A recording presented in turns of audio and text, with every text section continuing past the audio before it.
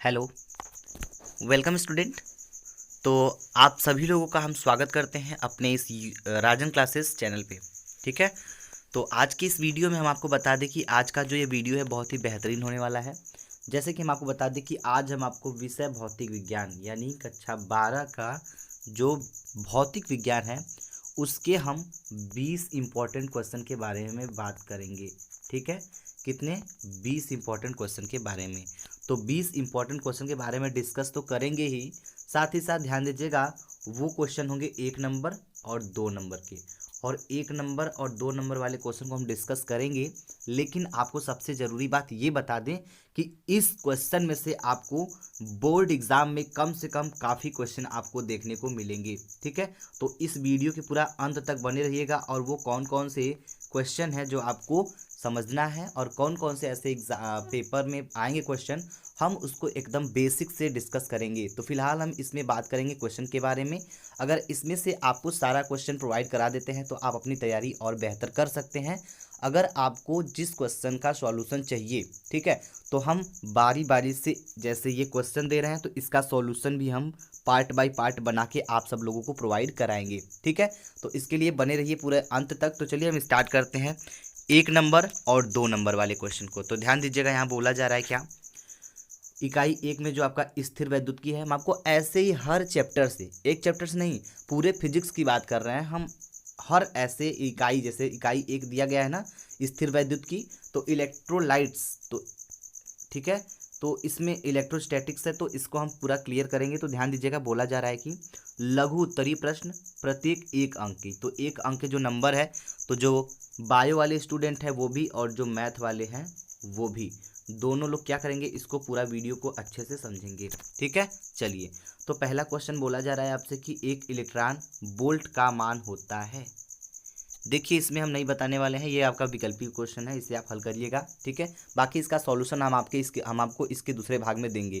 Question 1 और 2 number का है। ठीक है, ये पहले बता दिया हमने, और इसका सॉल्यूशन भी हम तुरंत प्रोवाइड कराएंगे आपके कमेंट के अनुसार। ठीक है।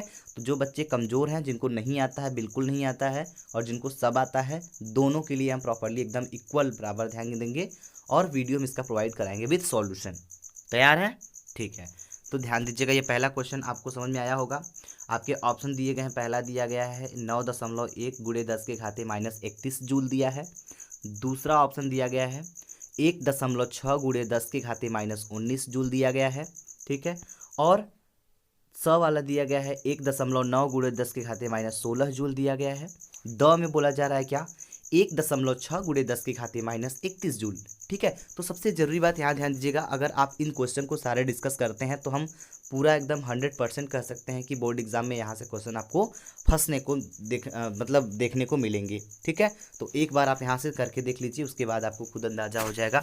और आप क्वेश्चन को कंपेयर भी कर सकते हैं, अपने नोटबुक से कर सकते हैं, बुक से कर सकते हैं, बाकी मॉडल पेपर से कर सकते हैं, अनसॉल्व पेपर से, जितने भी आपके पास सुविधाएं हैं उन सभी से कंपेयर कर सकते हैं। ये जो सारे क्वेश्चन हमने सेलेक्ट किए हैं ये आपको बहुत ही हेल्पफुल साबित होगा। ठीक है। तो ध्यान दीजिएगा, दूसरे क्वेश्चन में बोला जा रहा है क्या, दूसरे क्वेश्चन में बोला जा रहा है आपसे कि एक बंद पृष्ठ, ठीक है, के भीतर यन वैद्युत द्विध्रुव स्थित है।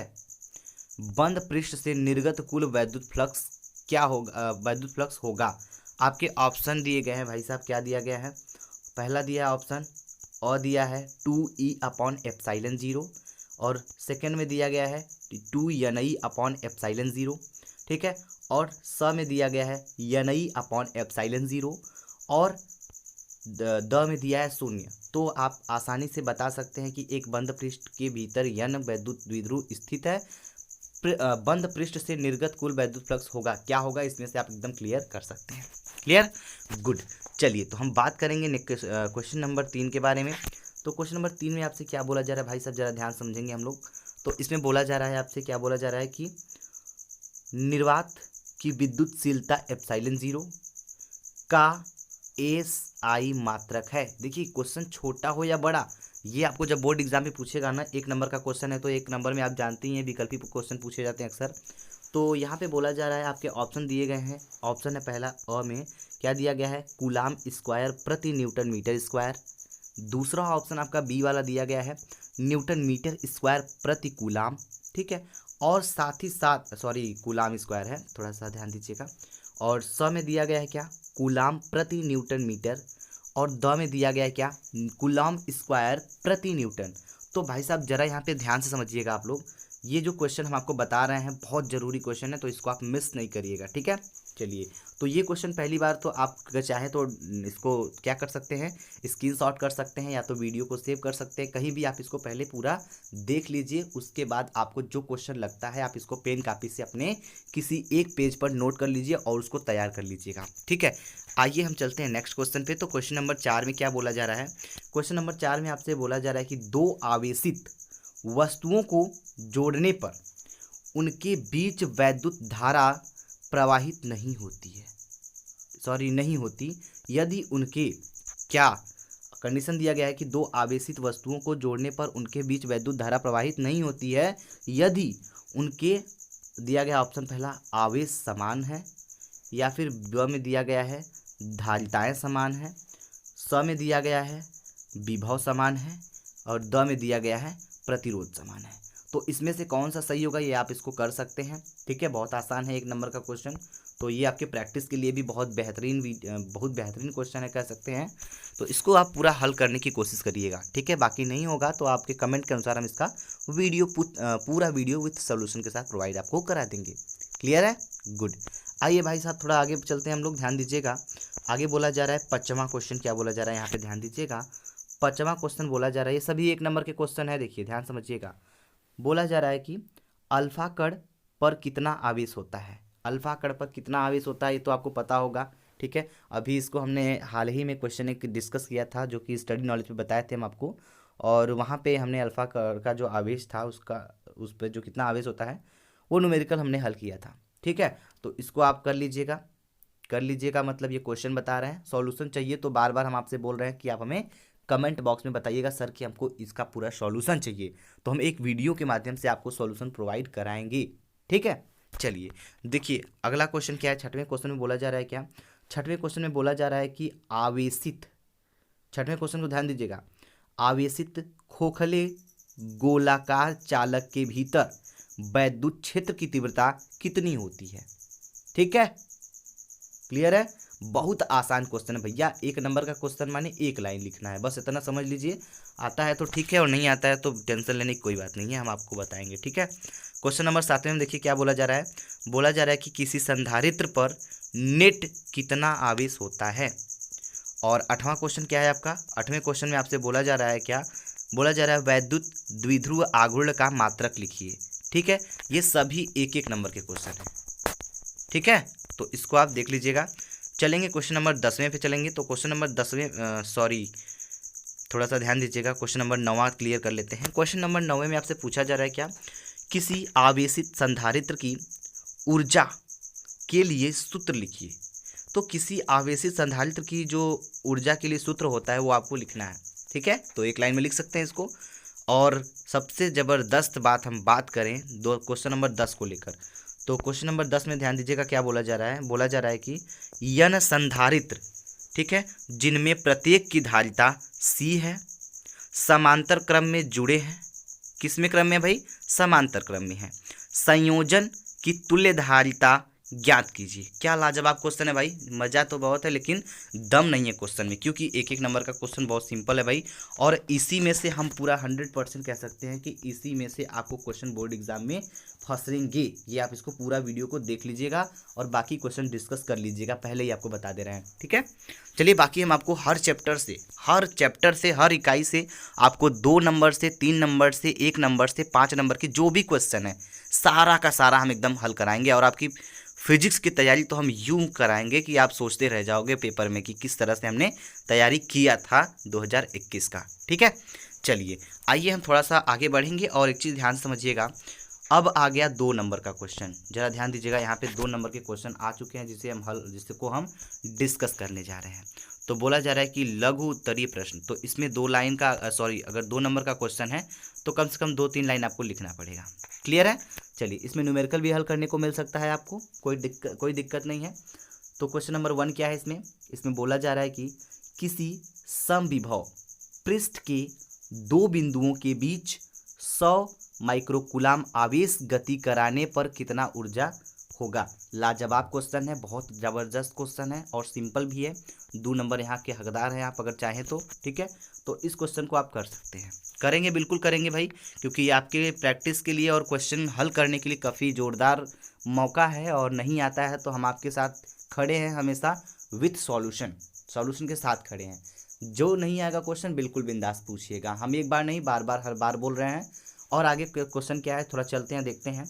तो क्वेश्चन नंबर दूसरे में देखिए बोला जा रहा है कि कोई अनंत, ठीक है, कोई अनंत रैखिक आवेश 2 सेंटीमीटर की दूरी 2 सेमी दूरी पर 9 × 10⁴ न्यूटन प्रति कूलाम, ठीक है, वैद्युत क्षेत्र उत्पन्न करता है। रैखिक आवेश घनत्व ज्ञात कीजिए, यानी रैखिक आवेश घनत्व इसमें ज्ञात करना है। तो क्वेश्चन को पहले हल करने से पहले हमने आपको बहुत सारे प्रोसेस बताए हैं कि पहले जो जो दिया गया है हमें उसे नोट करना पड़ेगा, उसके बाद इसका जो फार्मूला होता है अप्लाई करेंगे, फटाक से क्वेश्चन हल हो जाएगा, ठीक है। चलिए तो ध्यान दीजिएगा, अगला क्वेश्चन क्या है, बोला जा रहा है 12 पिकोफैरड, ठीक है, का एक संधारित्र 50 वोल्ट की बैटरी से जुड़ा है। संधारित्र में कितनी स्थिर ऊर्जा संचित होगी। तो ये आपको पता है, बहुत आसान क्वेश्चन है भाई। देखिए क्वेश्चन जब भी बोर्ड एग्जाम में देगा ना, तो हो सकता है कि इस 12 की जगह पे 15 कर दे, ठीक है, इस 50 की जगह पे 60 कर दे। तो यही सारा थोड़ा खिलवाड़ कर सकता है एग्जामिनर, मतलब क्वेश्चन के साथ। बाकी जो नियम और कानून आपका लगने वाला है, जो रूल्स है, रेगुलेशंस है, फार्मूले हैं, उसे तो नहीं बदला जा सकता, वो तो आपको अप्लाई करना ही पड़ेगा, ठीक है। चलिए तो ध्यान दीजिएगा, अगला क्वेश्चन क्या है, क्वेश्चन नंबर 4 में चलते हैं। तो यहाँ बोला जा रहा है कि पृथ्वी को 6.4 × 10⁻³ किमी त्रिज्या का गोलाकार चालक मानकर उसकी विद्युत धारिता की गणना कीजिए। यानी कि ये जो बताया जा रहा है, पृथ्वी जो है, पृथ्वी को 6.4 × 10⁻³ किमी, ठीक है, त्रिज्या का मतलब गोलाकार चालक मान लेते हैं, ठीक है, और उसकी धारिता गणना करनी है। तो कितना सिंपल है आपको पता ही है, बहुत आसान है भाई। इसको कर सकते हैं कि नहीं कर सकते हैं, बिल्कुल कर सकते हैं भाई। अब आगे चलेंगे हम लोग, और नहीं आएगा क्वेश्चन तो बाकी तो हम आपको बोले ही हैं और अभी भी बोल रहे हैं आपसे कि कर देंगे हम आपको सॉल्यूशन के साथ इसका। तो ये देखिए, पृथ्वी को 6.4, सॉरी ये तो क्वेश्चन डिस्कस हो गया भाई, एक ही क्वेश्चन को काहे बार बार लपेटा जाए, ठीक है।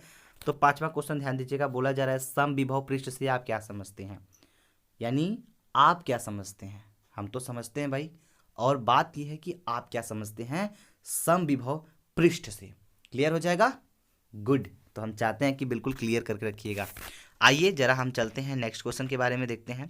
क्वेश्चन नंबर 6वां देख लेते हैं। क्वेश्चन नंबर 6वें में क्या बोला जा रहा है आपसे, क्वेश्चन नंबर 6वें में बोला जा रहा है आपसे क्या, विद्युत बल रेखाएं का क्या तात्पर्य, विद्युत बल रेखाएं से क्या तात्पर्य है, इनके गुण लिखिए। देखिए 2-2 नंबर के क्वेश्चन है भाई, तो बिल्कुल 2 नंबर के क्वेश्चन है तो 2 नंबर लायक क्वेश्चन भी तो होना चाहिए, और आपका आंसर भी होना चाहिए इसका कि 2 नंबर लायक है। ये नहीं कि भैया अगर क्वेश्चन पूछ दिया तो एक लाइन लिखें बस हो गया आंसर, तो नहीं, अगर इसका आंसर बहुत सटीक देते हैं, ठीक है। कुछ टिप्स भी हम आपको बताएंगे बाद में क्वेश्चन को हल करते समय कि क्या क्या जरूरी इसमें होता है, किस तरह से इसको आप और अट्रैक्टिव बना सकते हैं, जो डेफिनेशन लिखेंगे उसको किस तरह से आप और ज़्यादा हाईलाइट कर सकते हैं, ठीक है।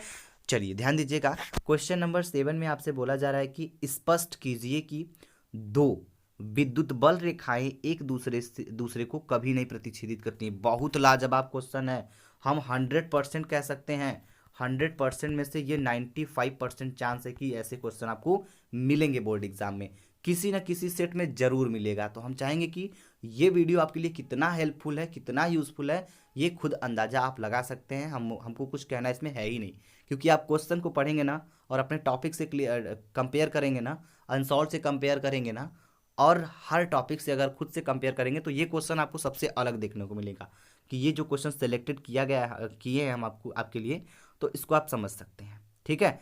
तो ये देखिए, ये क्वेश्चन बहुत आसान है, उसको हम क्लियर भी कर देंगे अगर आपको नहीं समझ में आएगा तो, ठीक है। आगे बोला जा रहा है कि जो वाहन ज्वलनशील पदार्थ ले जाते हैं उनकी उनकी धातु की रस्सियां यानी जंजीरें वाहन के गतिमय होने पर धरती को छूती हैं क्यों? सॉरी, ये थोड़ा देखिए, ध्यान दीजिएगा, ये क्वेश्चन थोड़ा कंडीशनली है, कंडीशनल क्वेश्चन है। तो कंडीशनल क्वेश्चन में आपको पूछा जा सकता है, कोई चांस नहीं है। तो कंडीशन के क्वेश्चन अगर आते हैं कारण वाले तो उसमें भी ये पूछे जा सकते हैं, ऐसा क्यों होता है, ठीक है। तो ध्यान दीजिएगा, 9वें क्वेश्चन में बोला जा रहा है कि विद्युत आवेश की क्वांटमीकरण का क्या अभिप्राय है। 2 नंबर का क्वेश्चन है भाई, 2 लाइन का आंसर है, बहुत आसान है, दे सकते हैं आप लोग। अगर नहीं आएगा तो बाकी तो हम बार बार बोले ही जा रहे हैं। आगे बोला जा रहा है कि जब 2 आवेशों के बीच की दूरी आधी कर दी जाए तब दोनों के बीच लगने वाले बल पर क्या प्रभाव पड़ेगा।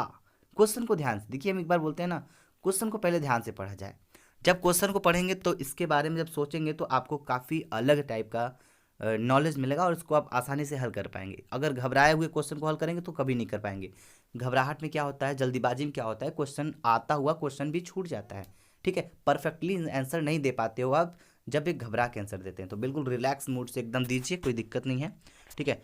आगे देखते हैं, अगला क्वेश्चन आपसे बोला जा रहा है कि 11वें क्वेश्चन को ध्यान दीजिएगा। आवेश 4 × 10⁻⁷ कूलाम के कारण, ठीक है, इससे 9 सेंटीमीटर दूरी पर स्थित किसी बिंदु पर विभव परिकलित कीजिए, ठीक है। तो ये कर सकते हैं, भी निकालना है आपको, और आवेश दिया गया है, दूरी दी गई है, और स्थित किसी बिंदु पर विभव निकालना है, विभव निकल जाएगा, ठीक है, निकल जाएगा नहीं। चलिए आगे देखिए, 12वें क्वेश्चन में क्या बोला जा रहा है आपसे। 12वें क्वेश्चन में बोला जा रहा है कि एक चालक पर 1 कूलाम का ऋण आवेश है, इस पर सामान्य अवस्था में कितने इलेक्ट्रॉन अधिक हैं, ठीक है। तो कितने इलेक्ट्रॉन अधिक हैं ये आप बता सकते हैं कि नहीं बता सकते हैं? नहीं बता सकते तो कोई दिक्कत नहीं भाई, हम आपको इसको जरूर बताएंगे, क्योंकि 2 नंबर क्वेश्चन है तो इसको जरूर आप समझिएगा। आगे देखिए, बोला जा रहा है क्वेश्चन नंबर 13 में बताया जा रहा है कि समांतर पट्ट संधारित्र की धारिता किन किन कारकों पर निर्भर करती है। बहुत आसान है, ठीक है। क्वेश्चन नंबर 14 देखेंगे तो ये क्वेश्चन जो है इसको आप बनाइएगा जरूर, ठीक है। बोला जा रहा है कि एक बिंदु आवेश के कारण किसी बिंदु पर वैद्युत, देखिए क्वेश्चन नंबर 14वां है, वैद्युत क्षेत्र की तीव्रता तथा विभव क्रमशः 24 न्यूटन प्रति कूलाम व 12 वोल्ट है। आवेश का मान तथा, ठीक है, आवेश का मान तथा बिंदु की आवेश से दूरी ज्ञात कीजिए। क्वेश्चन बड़ा घुमा फिरा के पूछ रहा है भाई, हम आपको बताते हैं कि थोड़ा सा इसको अच्छे से अपने हिसाब से इसको कर लीजिएगा, ठीक है। चलिए आगे क्वेश्चन को जरा समझ लेते हैं हम लोग कि क्या पूछा जा रहा है। आगे बोला जा रहा है क्वेश्चन नंबर 15 में आपसे बोला जा रहा है, क्या बोला जा रहा है कि एक इलेक्ट्रॉन तथा एक प्रोटॉन के बीच की दूरी 0.53 एंगस्ट्रॉम है। इलेक्ट्रॉन तथा एक प्रोटॉन के बीच की दूरी दी गई है, ठीक है। उनका वैद्युत द्विध्रुव आघूर्ण क्या होगा जबकि वे विरामावस्था में है। तो ये चीज़ मायने रखता है, जब क्वेश्चन में लगा दे रहा है ये सब चीज़ कंडीशनल, तो आप इसको थोड़ा ध्यान दीजिएगा, ठीक है। चलिए क्वेश्चन नंबर 16 में देखते हैं क्या पूछा जा रहा है। विद्युत फ्लक्स की परिभाषा एवं मात्रक दीजिए, लिखिए। तो देखिए ये जो सारा क्वेश्चन पूछा जा रहा है ना, ये आपको अभी फिजिक्स के फर्स्ट पेपर से पूछा जा रहा है, देख रहे हैं इस चीज़ को, फिजिक्स के फर्स्ट पेपर से पूछा जा रहा है। अभी जब इकाई बाई इकाई हम क्लियर करेंगे, हमने आपको पहले बताया था ना, अभी तो ये स्थिर वैद्युतिकी के टॉपिक को ले रहे हैं हम, आज जब आगे चलेंगे तो आपका ये चीज़ क्लियर होगा, ठीक है। चलिए तो हर टॉपिक से रिलेटेड हम आपको हर इकाई से, हर चैप्टर से रिलेटेड इंपॉर्टेंट क्वेश्चन बताएंगे, और इंपॉर्टेंट क्वेश्चन तो बताएंगे लेकिन कितने नंबर के कौन कौन से क्वेश्चन कितने हैं ये हम पूरा क्लियर करेंगे, ठीक है। क्योंकि बहुत दिन से एक स्टूडेंट हमसे बोले जा रहे थे, सर हमको फिजिक्स के कुछ ऐसे इंपॉर्टेंट क्वेश्चन दीजिए जो बोर्ड एग्जाम में पूछे जाते हैं। तो बोर्ड एग्जाम में पूछे जाते हैं तो इसी लेवल के क्वेश्चन आपको पूछे जाएंगे, ठीक है। आगे बढ़ेंगे हम लोग, तो ध्यान समझिएगा। बोला जा रहा है क्वेश्चन नंबर 18 में क्या बोला जा रहा है कि 9 पिकोफैरेड धारिता वाले 3 संधारित्र को श्रेणी क्रम में जोड़ा गया है। संयोजन को 220 वोल्ट की सप्लाई से जोड़ा गया है, ठीक है। संयोजन का कुल धारिता तथा प्रत्येक संधारित्र पर आवेश की गणना कीजिए। क्या लाजवाब क्वेश्चन है भाई, 2 नंबर का है, ठीक है। तो हमें तो उम्मीद है कि इसको लगा लेना चाहिए आपको, और लग भी जाएगा। ये आपकी प्रैक्टिस के लिए बहुत ही अच्छा क्वेश्चन हम आपको दे रहे हैं। और 19वें क्वेश्चन को देखेंगे तो इसमें बोला जा रहा है कि 3 माइक्रोफैरड, ठीक है, 3 माइक्रोफैरड धारिता वाले 3 संधारित्र को किस प्रकार जोड़ा जाए कि संयोजन की तुल्य धारिता 2 माइक्रोफैरड हो जाए तो 3 माइक्रोफैरड वाले 3 धारिता वाले 3 संधारित्र को किस प्रकार जोड़ा जाएगा। तो ये आपसे पूछा जा रहा है। ठीक है, कर सकते कि नहीं कर सकते हैं, कर सकते हैं। अगर नहीं कर सकते तो कोई घबराने की बात नहीं है भाई, हम इसका सॉल्यूशन भी देंगे। और बस इतना ही कहना है आपसे, एक छोटी सी गुजारिश है, जिस क्वेश्चन का सॉल्यूशन चाहिए कमेंट आपका सबसे ज़्यादा होना चाहिए कि सर इसका सॉल्यूशन बना ही दीजिए। ठीक है, तो हम आपको इसका सारा सॉल्यूशन देंगे। ठीक है, और कोशिश करेंगे कि आपको उन क्वेश्चन का सॉल्यूशन दिया जाए जिसमें ज़्यादातर डाउट होगा। ठीक है, क्योंकि सारे क्वेश्चन तो ऐसा नहीं कि आपको नहीं आ रहा है, इसमें से अगर हम 20 क्वेश्चन बता रहे हैं तो 15, हम कह सकते हैं 10 से 12 क्वेश्चन ऐसे होंगे जो आपको आ रहे होंगे। ठीक है, चलिए लास्ट क्वेश्चन हम डिस्कस कर लेते हैं, 20वां वाला। 20वें नंबर पे बोला जा रहा है, जो क्वेश्चन है बोला जा रहा है कि एक अल्फा कण 5 × 10⁴ न्यूटन प्रतिकूलाम के वेग के वैद्युत क्षेत्र, ठीक है, के भीतर स्थित है, इस पर लगने वाले बल की गणना कीजिए। तो एक चीज़ ध्यान दीजिएगा, ये जो हमने अभी आपको ये 20 क्वेश्चन बताया है, ठीक है, ये 20 के क्वेश्चन आपको बहुत ही इंपॉर्टेंट है। तो इन क्वेश्चन को सबसे पहले क्या करेंगे, आप नोट करेंगे। ठीक है, और नहीं नोट करना है तो आप क्या कर सकते हैं, इसका आप इसको स्क्रीनशॉट तो कर सकते हैं ना, तो स्क्रीनशॉट कर लीजिए, नोट कर लीजिए। हो सके तो पेन से लेकर आप एक एक क्वेश्चन को किसी अलग पेज पर क्या करेंगे, नोट कर लेंगे। तो नोट करने से क्या होगा आपको कि बाद में इन क्वेश्चन को आप रिवाइज भी कर सकते हैं, देख भी सकते हैं। अगर एक बात और बोलें, सॉल्यूशन के लिए लास्ट में हम आपसे बोल रहे हैं, सॉल्व करने के लिए आपको जो क्वेश्चन नहीं आएगा, ठीक है, वो हमें आप कमेंट बॉक्स में बताइएगा, उसका सॉल्यूशन हम आपको करके बता देंगे। ठीक है, चलिए उम्मीद करेंगे कि आपको ये पूरा वीडियो समझ में आया होगा। तो घबराने की कोई बात नहीं है, ऐसे ही हम आपको अभी देखिए आज के वीडियो में हमने 1 और 2 नंबर के क्लियर को किया है। ठीक है, ऐसे ही अलग अलग चैप्टर जो इकाई हैं उसमें 2 नंबर के, 5 नंबर के, ठीक है, 3 नंबर के, 1 नंबर की, जितने भी नंबर के क्वेश्चन हैं ये सबको हम डिस्कस करेंगे बारी बारी से। ठीक है, ताकि आपकी जो फिजिक्स की तैयारी है ना वो 100% होनी चाहिए।